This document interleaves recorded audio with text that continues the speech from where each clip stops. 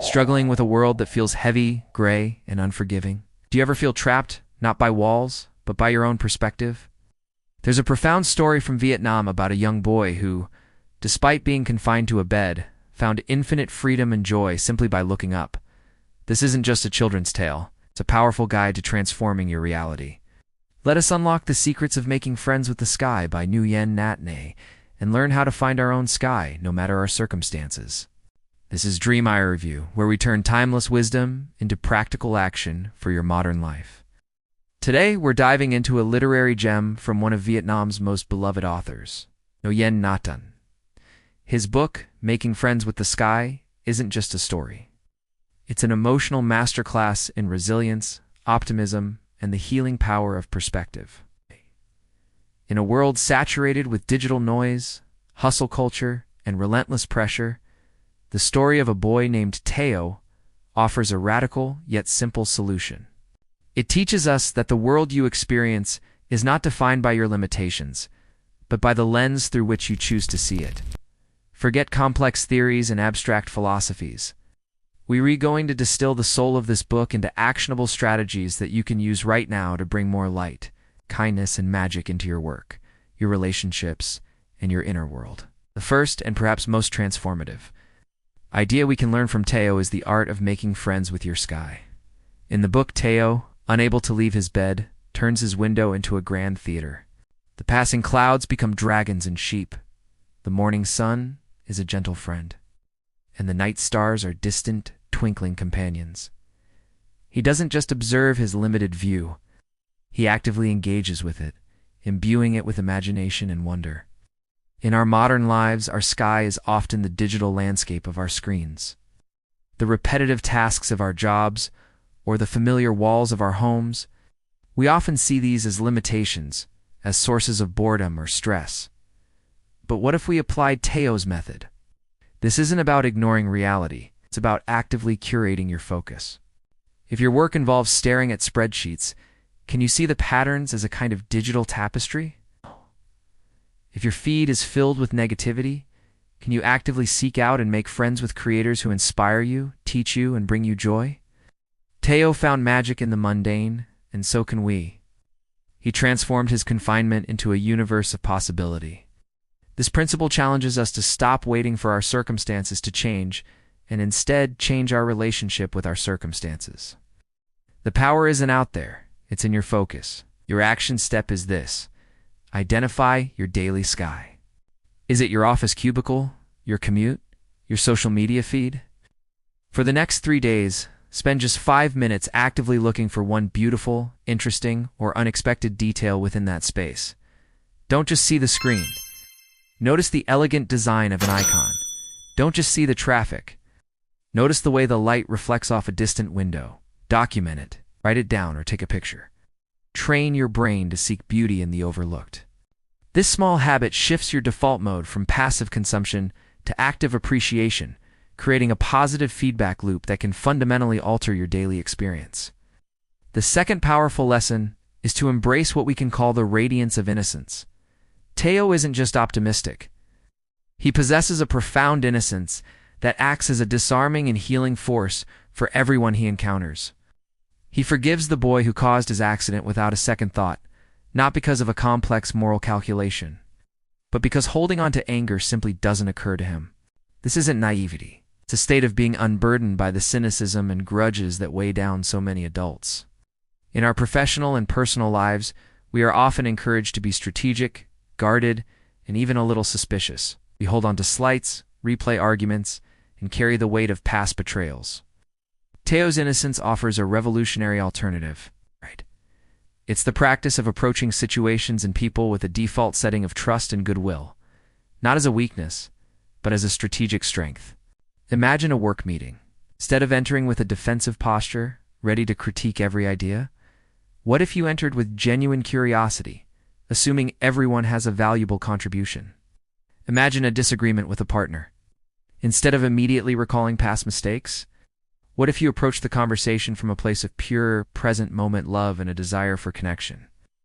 This innocence is actually a form of emotional intelligence, dissolves tension, encourages collaboration.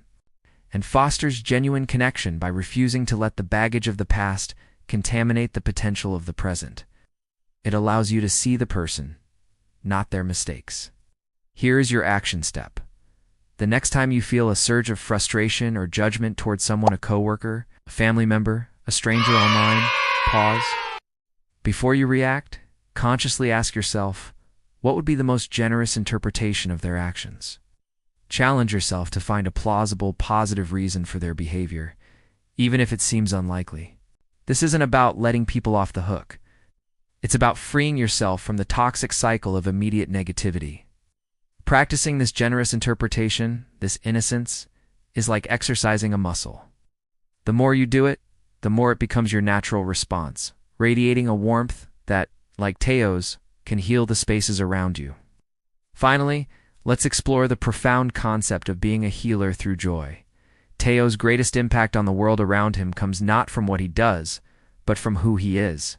His unwavering optimism and his ability to find magic in his small world do just lift his own spirits. They become a beacon for the troubled adults and children in his life. They come to his bedside seeking solace, and they leave feeling lighter, reminded of a simpler, kinder way of being. Teo doesn't offer advice or solutions. He offers his joy. His presence is his gift. He is a living demonstration that happiness is an internal state, independent of external conditions. In our hyper-connected problem-solving world, we often believe that helping others means fixing their problems, giving them advice, or offering resources. But Teo's story teaches us a deeper truth. One of the most powerful ways to help the world is to fiercely protect and cultivate your own inner joy. When you are genuinely happy, centered, and at peace, you become a source of stability and light for others. Your calm can de-escalate a tense situation at work. Your genuine laughter can break the gloom in a quiet room. Your simple, unshakable belief in the good in the world can reignite hope in a friend who has lost theirs. Your joy is not a selfish pursuit, it is a service. Your action step is to schedule and protect your joy ritual. Identify one activity that reliably and genuinely brings you joy, one that has no other purpose than your own delight. It could be listening to a specific album, walking in a park without your phone, drawing, or spending 10 minutes watching the clouds. Schedule this activity into your calendar like you would a critical meeting. Protect this time fiercely. When you do it, be fully present. Don't multitask. Don't feel guilty. Understand that by recharging your own well of joy, you are increasing your capacity to be a positive, healing force in the lives of everyone you interact with. Your joy is a ripple that extends far beyond you. Let me paint you a picture of how this works in real life. Consider Sarah, a project manager stuck in a high-stress job. Her days were a blur of urgent emails, demanding clients, and a team on the verge of burnout. She felt trapped, just like Teo, but her confinement was a cubicle and a color-coded calendar. Inspired by these ideas, she decided to try an experiment. She started with her sky, her cluttered desktop. She decluttered it and changed her background to a serene image of a forest. It was a small change, but it gave her a moment of peace every time she opened her laptop. Then she tackled innocence. During a tense team meeting where blame was being passed around, she consciously chose to interpret a colleague's critical comment, not as an attack, but as a sign of their own stress. She responded with, "It sounds like you're really worried about the deadline. What part of the process feels most at risk to you?" The tone of the room shifted instantly from defense to collaboration. Finally, she protected her joy. She revived her old hobby of playing the piano for 15 minutes every night. This wasn't about becoming a concert pianist. It was about connecting with something that made her feel alive. Within a few weeks, her team noticed a change. Sarah was calmer, more creative, and more approachable. Her quiet joy became contagious, and the entire project's atmosphere began to heal. Not because the problems disappeared, but because the person at the center of them had changed her perspective. So let's bring it all together.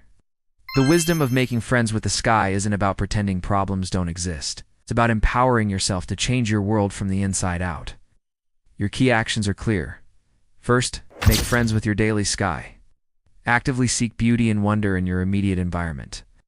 Second, practice the radiance of innocence. Choose to interpret the world and the people in it with generosity and an open heart. And third, become a healer through joy. Protect and cultivate your own happiness as a service to yourself and others. Remember, this isn't about achieving a perfect, blissful state overnight. It's about taking one small step, choosing one positive thought, and focusing on progress, not perfection. Every cloud you notice, every generous thought you offer, every moment of joy you protect is a step toward building a more beautiful reality. If this resonated with you, give this video a like so more people can discover these powerful ideas. We want to hear from you. In the comments below, tell us, which of these 3 actions will you try to apply this week? Share your plan, and let's inspire each other. Finally, if you want more practical wisdom from the world's greatest books and thinkers, make sure to subscribe to DreamAIReview and hit that notification bell. We're here to help you build a better life, one idea at a time.